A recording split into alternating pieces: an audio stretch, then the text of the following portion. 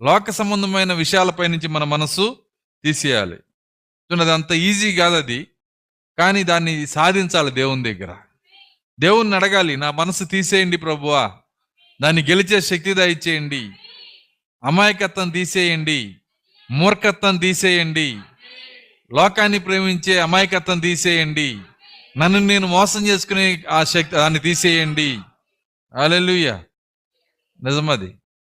చూడండి, ఒక సంఘ పెద్ద నేను చెప్పాను మొన్న ఆ యొక్క కూడికలో, జ్ఞాపకార్థ కూడికలో, ఆదరణ కూడికలో, జగన్మూడి గురించి. ఇప్పుడు ఆమె ఎవరిని మోసం చేసింది? ఆమె తలిపేసుకొని చుట్టదాగింది.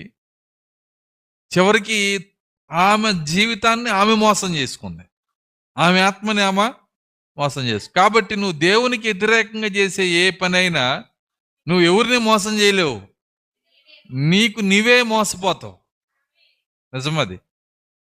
కాబట్టే మరి ఇక్కడ ఆయన ఏమంటున్నాడంటే, లోక సంబంధమైన అనేక విషయాలపైన మన మనసు ఉంచున్నాము.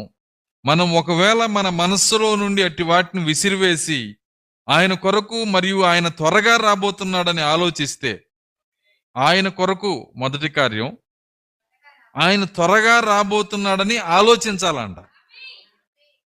ఆయన త్వరగా రాబోతున్నాడని ఆలోచిస్తే సంఘములోని అనేక ప్రత్యక్షతలు మరియు శక్తియు కలుగును.